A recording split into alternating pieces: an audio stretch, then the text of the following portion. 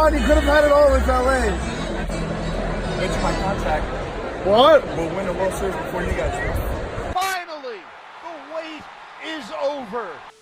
I sure hope that Manny Machado is good at saving because he owes the baseball community his entire Padres contract. He bet that Dodgers fan that the Padres would win before the Dodgers, and as we saw yesterday, that's not going to happen. So Machado, again, I hope he's saved because he is now going to go broke. I'm being completely facetious. I don't expect him to follow through on this bet. But for the final time of 2020, what's going on, guys? It's Fuzzy. Welcome back to yet another MLB recap. I cannot believe that this year is over, but we are not done just yet. We have to recap the game. We have to recap what happened after the game because that was almost as entertaining as what happened during the game. We're talking about Justin Turner, Robert Manfred. I thought the man was having a medical episode, so we'll talk about all of that included.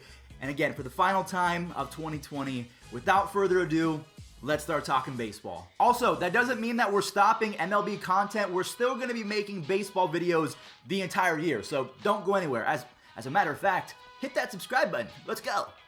Tony Gonsolin started off the game by giving up a bomb to Randy Arozarena. He ends the 2020 postseason with a record 10 home runs, 29 base hits. And again, I feel so great about this because I don't really call too many players in terms of I think that they're going to be stars. I really only predicted 3 of them in the last couple seasons. I said that Trevor Story was going to be a star. He's a star. I said that Randy Arozarena was going to be a stud, and he's making Major League Baseball history. There's actually going to be a movie about him coming out, I think, in the next year. His agent said that they've been collecting clips, and this only adds to the madness because he defected from Cuba. He played with the Cardinals. He pretty much got kicked off, and that was a big oopsie for Randy to start his young career, but he obviously made it up with the Rays, going absolutely off, and I just can't wait to see the rest of his career because even Mookie Betts and Cody Bellinger were in absolute awe of this kid. What are your thoughts on Randy Arozarena? That was unbelievable. We were watching in San Diego what he did against the 2 AL teams, and then he brought it over in the World Series. He never stopped, and he literally hit the ball, the homer in the first inning. I was like, you gotta be kidding me. Like, the slider 3 inches away, it seemed like, and he barreled it up and hit it out. I'm like, dude, this guy's unbelievable. So Randy Arozarena, he starts off the game with a bang, his 10th home run of the postseason, and then Blake Snell, he's equally as dominant. He starts off the game striking out the side, and I'm thinking to myself, oh no, we have angry Blake Snell. My prediction for the Dodgers to win Game 6, I thought that's not going to happen. We are getting Cy Young version of Blake Snell, and that's exactly what we got for the rest of his start. But we'll talk about how Kevin Cash, if you're a Rays fan, I would be punching air right now because Kevin Cash might have made the worst decision by a manager in World Series history. So that set the tone for the rest of the game. The Rays and the Dodgers were going back and forth, shutting each other out, getting out of jams. But then what happened? Blake Snell was taken out after 5 1/3 innings of 2 hits, only 1 earned run, and 9 strikeouts. For some context, that has only happened twice in World Series history where a pitcher goes 4 innings, only allows 2 hits, and has 9 strikeouts. Both were Blake Snell in the 2020 World Series, and both times he was taken out early. So if we go back, Clayton Kershaw was taken out early and it worked out. Dave Roberts, he was praised. He said that he went with the bullpen and he trusted his gut, and obviously it worked out for him. In this case with Kevin Cash, you just can't. Kevin Cash went to Nick Anderson, of all people. I know that he's been great ever since he was traded to the Rays, but he has been not very good in the 2020 postseason, and it showed. He instantly blew a lead. Now, I'm going to ask you all to let me know your opinions in the comment section down below. Do you think that Kevin Cash should have relied more on his heart as opposed to his brain? Do you think that he should have left in Blake Snell and just gone with the hot hand? In my opinion, I would have not taken him out. Blake Snell was so mad, he screamed the F word on live TV, showed his frustration with his manager for the 2nd consecutive start. So what we're going to do is we're going to go ahead and play some clips from Blake Snell, Kevin Cash, and A-Rod after the game and kind of dissect what was going through their minds. Man, I believed a lot in myself and what I did to, hopefully see him a 3rd time through and a 4th time if needed. I mean, I wanted to go that whole game. That was my That was everything I wanted to do, was just, burn the tank and see how far I could go. Personally, I felt Blake had done his job and then some. Mookie coming around for the third time through. I value that, and that's where I came to the decision. I felt it was best after the guy got on base. Barnes hit the single. Didn't want Mookie or Seager seeing Blake a third time. It's so disappointing. It's disheartening. At a macro level, I think these front offices are really ruining our game, because you see that young man, boy, it hurts me, because Snell is such a great young man. He does not want to be a chess piece. He wants to be a baseball player. So after Blake Snell was taken out, the baseball community and all Twitter, they blew up. They knew that this game was going to go completely awry as soon as that happened. Mookie Betts, he homers. Julio Urias, he ends the World Series with a dominant save, and he joins Madison Bumgarner as the only two pitchers in baseball history to have 4 wins and a save in a single playoffs. So the Dodgers win their first World Series in 30+ years. They do it for Kobe Bryant as the Lakers and the Dodgers both take home championships. LA is the city of W's right now, and Clayton Kershaw finally... Clayton Kershaw, I think that we were all rooting for this man. He got the monkey off his back. Now, I don't think that this win erases history. Now, we can say that there's an asterisk because of what happened in 2017 with the Astros and the fact that they were banging on trash cans and Kershaw was a victim of that. So I don't think it completely erases the fact that he wasn't that great, but I think it gets the monkey off his back, and we can consider Clayton Kershaw a champion. When we have kids and when our kids have kids, we can tell our grandkids that we saw one of the greatest pitchers of all time, and I don't even think he's done yet.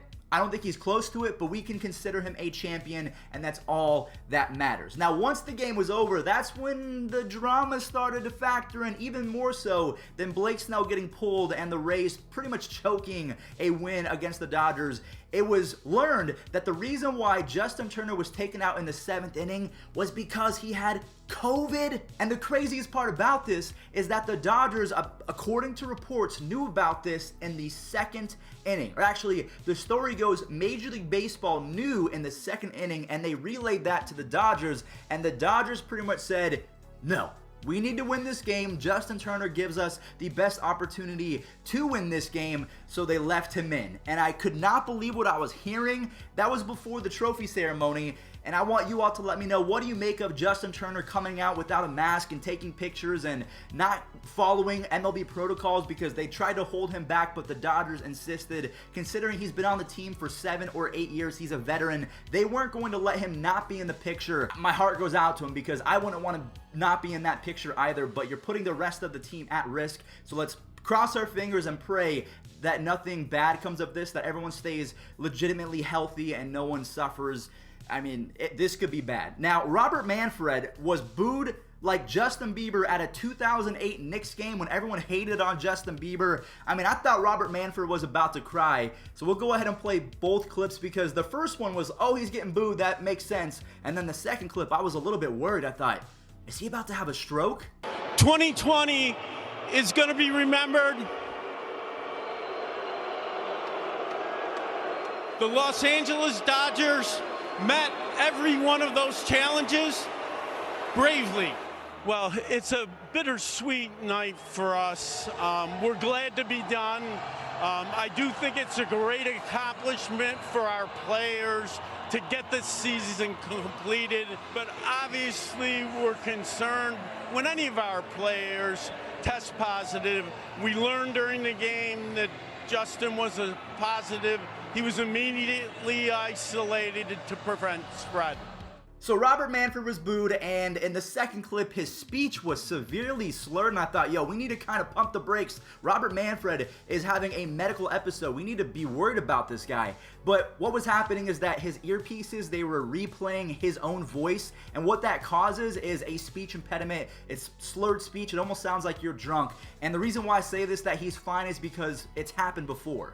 I would be reluctant to eliminate the National League form of baseball. It's the only place it's played.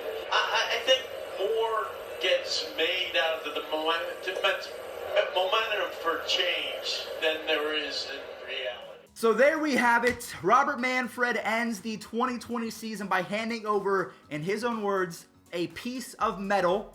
the World Series trophy to the LA Dodgers. Redemption is in place. Justice has been served. The Astros get knocked out of the playoffs. The Dodgers, they take advantage of it, and they win their first championship in over 30 years. Mookie Betts was the missing piece. He galvanized the troops, and the Dodgers are your 2020 World Series champions. Thank you all so much for the support for the entire season. That was the Rona season. Miss Rona, she tried her best, but she wasn't enough to stop the season. So thank you guys for everything. Your support means the world to me. Stay safe out there. But remember, we're not done with baseball content. I have a bunch of bangers planned for the next week. Stick around. Do not be afraid to hit that like button as well as subscribe.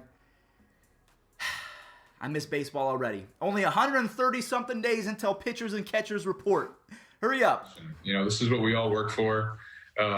Like you said, it's been 32 years for Dodger fans. I've been playing for 13 years now and been to the postseason a lot, never gotten to win one of these things. So to get to celebrate, to get to be a part of it, to get to be a part of the 2020 Dodgers that get to bring home a World Series championship. Away. Call strike 3. The Dodgers win. Finally, the wait is over. The Dodgers are the champions of 2020 in a year like no other, where joy has been so hard to come by.